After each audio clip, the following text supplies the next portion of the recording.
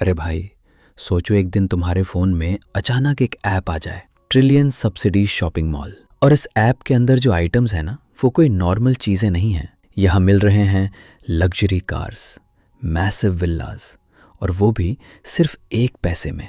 अब तुम अपने बैंक बैलेंस पे नज़र डालते हो, सिर्फ 10 रुपए पड़े हैं, और तुम दिल में बोलते हो, मैं इतना गरीब हूँ फिर भी स्कैम करने का प्लान।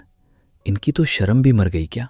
लेकिन जैसे ही तुम ऐप से बाहर निकलने का सोचते हो, गलती से फिंगर स्लिप हो जाती है, और तब स्क्रीन पे एक धमाकेदार मैसेज आता है, purchase successful, congratulations, you have bought a limited edition Porsche 911 GT1-98, delivery time 5 minutes.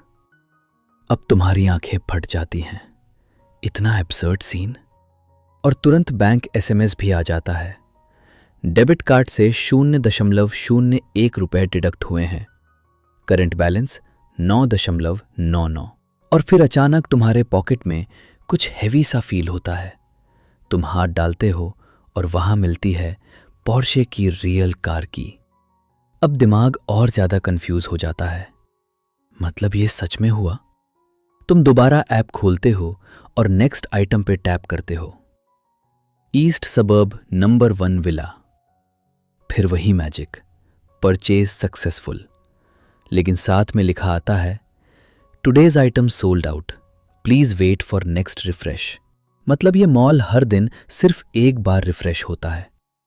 अब तुम सोचते हो, विला बाद में देख लेंगे, पहले पोर्शे देखते हैं। ऐप के लोकेशन सेक्शन में कार का एड्रेस आता है, तुम्हारे एरिया के पास वाले मॉल पार्किंग लॉट में, और तुम फुल स्पीड में वहां भागते हो। वहां जाके क्या देखते हो, एक क्राउड जमा है। सब कोई एक लग्जरी कार के अराउंड खड़े हैं, और बीच में एक मर्सिडीज ओनर परेशान खड़ा है। वो बोल रहा है, हो गया खत्म, ये डैमेज मैं अफोर्ड नहीं कर सकता। लोग उसको समझा रहे हैं, अरे भाई सिर्फ पोर्शे ही तो है, इतना क्या टेंशन। लेकिन वो और भी ज्यादा उदास हो जाता है, फिर बोलता है, तुम लोग समझ नहीं रहे, ये ग्लोबल लिमिटेड एडिशन पोर्शे है। इसकी वैल्यू इतनी है कि मेरी गाड़ी बेच के भी कवर नहीं होगा। अब तुम आगे बढ़ते हो और देखते हो, मर्सिडीज ने पोर्शे के रियर बम्पर को थोड़ा सा टच कर दिया है। मर्सिडीज का पेंट उतर गया है, लेकिन पोर्शे को स्क्रैच तक नहीं आया। तब तुम कामली बोलते हो, चिंता मत करो, इसका कॉम्पनसेशन नहीं चाहिए, तुम जा सकते हो। लेकिन मर्सिडीज ओनर तुम्हारे कपड़े देखकर सोचता है, ये बंदा ओनर कैसे हो सकता है। क्राउड भी बोलने लगता है, भाई तू बस ड्रामा कर रहा है, ये कार तेरी नहीं हो सकती।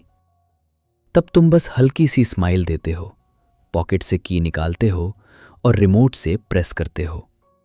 बीप बीप, गाड़ी के अंदर लाइट्स ऑन हो जाती हैं, और उसी मोमेंट पूरा क्राउड साइलेंट। सबके मुंह खुले के खुले रह जाते हैं। मर्सिडीज वाला पहले शॉक में जाता है, फिर तुरंत टोन चेंज कर देता है। अब वो बोलता है, भाई नहीं, मेरा मतलब आपकी गाड़ी है, कोई प्रॉब्लम नहीं, मैं ही हटा देता हूं।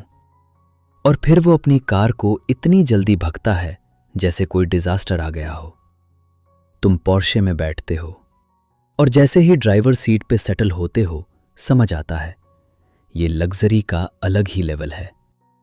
अब तुम हाईवेज पे ड्राइव करते हो और फुल सिनेमैटिक वाइब फील होती है। दिल में एक ही लाइन आती है, पहले नॉर्मल आदमी बन के रहने की कोशिश की थी, लेकिन दुनिया ने दूरी बना ली। अब मैं चुप नहीं रहूंगा, अब मैं सच बोलूंगा। तभी फोन रिंग होता है, स्पीकर पे कॉल उठाते हो। दूसरी साइड से एक स्वीट वॉइस आती है, हेलो सर, मैं east suburb number 1 sales office से बोल रही हूं। आपकी विला की पेपर वर्क कंप्लीट हो गई है, आप कब आना चाहेंगे। तुम्हारे चेहरे पे एक स्मग स्माइल आ जाती है, मैं अभी आता हूं। और फिर फुल थ्रॉटल पे गाड़ी निकल पड़ती है। सेल्स ऑफिस के अंदर पहले से ही एक्साइटमेंट चल रही होती है। एक सेल्स गर्ल बोलती है, मैनेजर, हमने मिस्टर जैंग से कांटेक्ट कर लिया। यह सुनते ही पूरा स्टाफ हिल जाता है।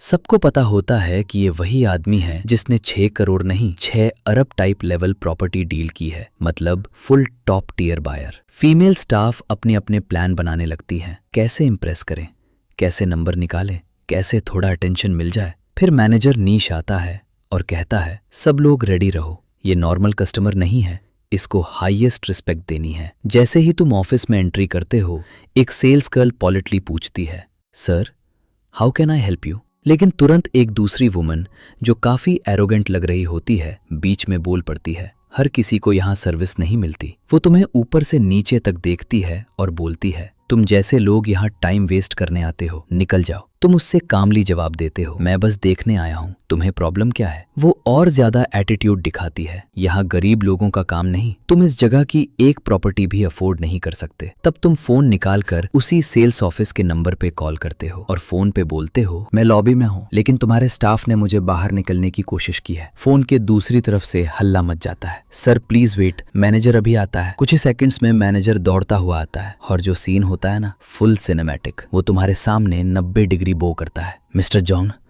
बहुत माफी चाहता हूं, स्टाफ से गलती हो गई। अब तक जो वुमन तुम्हें इंसल्ट कर रही थी वो टोटली फ्रीज हो जाती है, उसके चेहरे का रंग उड़ जाता है। उसको समझ आ जाता है कि जिसे वो नॉर्मल बंदा समझ रही थी वही असली वीआईपी है।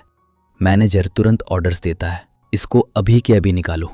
वो वुमन गिर के माफी मांगने लगती है, सर प्लीज एक और मौका दे दो, लेकिन मैनेजर उसकी एक नहीं सुनता। फिर तुम अंदर जाते हो, मैनेजर रिस्पेक्टफुली बोलता है, सर ये विला काफी टाइम से अनसोल्ड थी, आपने ले लिया तो हमारे लिए बहुत बड़ी बात है। तुम बस कैजुअली कह देते हो, ज्यादा कुछ नहीं दिया। सच तो ये है कि तुमने सिर्फ 1 पैसे में लिया था, लेकिन सुनने वाले को लगता है तुम 6 बिलियन को पॉकेट चेंज बोल रहे हो। जैसे ही सब पेपर वर्क कंप्लीट होता है, तुम अपनी पोर्श में वापस निकलते हो और जब मैनेजर तुम्हारी कार देखता है वो और भी ज्यादा शॉक हो जाता है। वो समझ जाता है कि ऐसे लोग के पास सिर्फ पैसा नहीं, बहुत बड़ा बैकग्राउंड भी होता है। फिर तुम अपनी विला की तरफ ड्राइव करते हो, ईस्ट सबर्ब नंबर 1, सबसे premium location, 4 story independent villa, fountain, garden, open pool, सब कुछ ड्रीम लेवल का। और तुम बस एक ही बात सोचते हो, सच में गरीबी इमेजिनेशन को बहुत लिमिट करती है। फिर ऑपोजिट विला से एक एलिगेंट वुमन तुम्हारी तरफ देख रही होती है। वो अपने केयरटेकर से पूछती है, क्या इस विला का नया ओनर आ गया। केयरटेकर बोलता है, हाँ मिस, एक यंग मिस्टर जोंग ने ये प्रॉपर्टी ली है। वो थोड़ा थॉटफुल हो जाती है, फिर तो बैकग्राउंड डेफिनेटली सिंपल नहीं होगा। इतने एक्सपेंसिव प्लेस को जो बिना शो ऑफ के ले वो नॉर्मल नहीं हो सकता। और इसी क्यूरियोसिटी के साथ स्टोरी एंड होती है। ऐसा मिस्टीरियस नेबर, इतनी पावर, इतना काम एटीट्यूड। अब नेक्स्ट पार्ट में क्या होगा, बस वही सस्पेंस है।